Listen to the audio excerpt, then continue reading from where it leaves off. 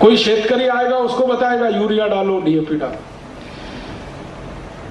हमारे भारत देश में ग्रीन रिवॉल्यूशन के जो जनक माने जाते हैं ना, एमएस स्वामीनाथन, उनका घर में देखने गया एक बार, तो उनके खेत में आज तक यूरिया नहीं डाला, लेकिन सबको पूरे देश में यूरिया डलवाया। अब स्वामीनाथन साहब कहते हैं कि मुझसे बहुत बड़ी भूल हुई, चूक हुई। एक दिन मैंने पूछा क्यों, तो उनका बात ऐसी है कि उस समय मैं सरकार की पगार खाता था, इसलिए जो सरकार कहे वही कहता था। अभी मैं रिटायर हो गया हूं, तो अब मैं वो कहता हूं जो सच है।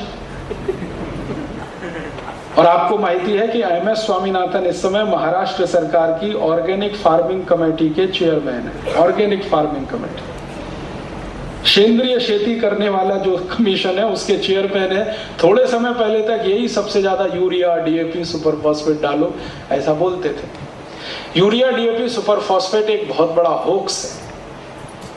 वो होक्स क्या है?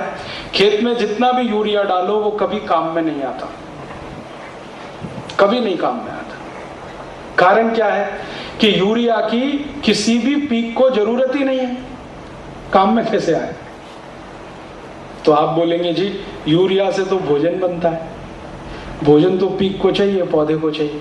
पौधे का भोजन यूरिया से नहीं बनता है, पौधे का भोजन सूर्य के प्रकाश से बनता है।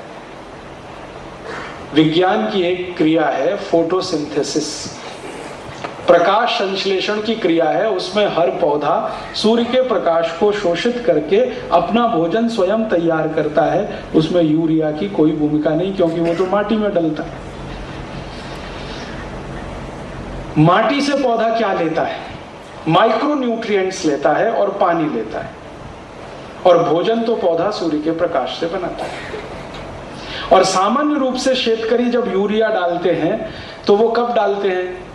पेरनी होती है, फिर उसके बाद बीज डालते हैं, अंकुरण होने के 20 दिन के बाद यूरिया डालते हैं। और विज्ञान का नियम यह है कि पौधा 20 दिन के बाद सूर्य प्रकाश से भोजन लेना शुरू कर देता है। तो यूरिया तो अनयूज्ड, बेकार पड़ा रहता है।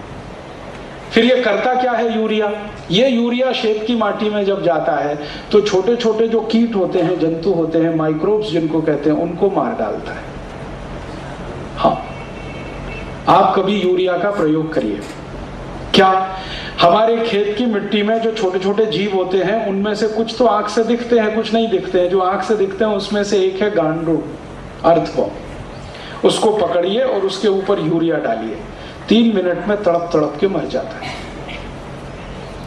तो जब हम टनों टन यूरिया डालते हैं तो गांडुल मर जाता है, और गांडुल जैसे करोड़ों जीव मर जाते हैं। उनके मरने के बाद क्या होता है कि मिट्टी में वो डिकम्पोज हो जाते हैं, मिल जाते हैं। तो उन गांडुल के शरीर में जो माइक्रो न्यूट्रिएंट्स हैं, सूक्ष्म पोषक तत्व, वो मिट्टी को मिल जाते हैं, और इसलिए 1-2 बार पीक अच्छा आ जाता है। तो यूरिया की भूमिका जो है वो हत्यारे की भूमिका है। और ये भूमिका कुछ इस तरह की है, आपको समझाने के लिए एक उदाहरण दे रहा हूं कि अगर आपके घर में कोई व्यक्ति मर जाए, आप उसका अंतिम संस्कार मत करिए, जलाइए मत, उसको जमीन में खड्डा खोद के गाड़ दीजिए।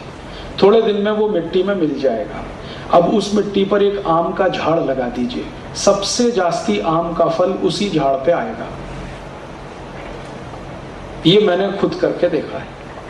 कोई गाय मर जाए, भैंस मर जाए, उसको जमीन में खड्डा खोद के गाड़ दीजिए, आम का झाड़ लगा दीजिए। सामान्य रूप से आम का झाड़ 3 वर्ष के बाद फल देता है, लेकिन गाय को जहां दफन किया है वहां लगा दीजिए तो 2 वर्ष में ही फल देता है, और कम से कम 4000 आम पहले ही साल में मिल जाएंगे आपको। कैसे हुआ? गाय के शरीर में जो माइक्रो न्यूट्रिएंट्स हैं, कैल्शियम है, मैग्नीशियम है, आयरन है, सिलिकॉन है, कोबाल्ट है, मनुष्य के शरीर में भी है, गाय के शरीर, वो मिट्टी को मिल जाते हैं, उनकी ताकत पर पीक आता है। तो कई बार शेतकरी को ये भ्रम हो जाता है, गैर समझ, कि यूरिया डालने से बहुत पीक आता है। वो एक ही बार आता है जब जीव मरते हैं, और दूसरी बार डाला तो मरने के लिए कोई जीव बचा नहीं, तो पीक नहीं आएगा। फिर वो अपना सिर पीटता है शेतकरी। फिर क्या सोचता है, मैंने कुछ कम डाला तो अगली बार उससे भी ज्यादा डालता है,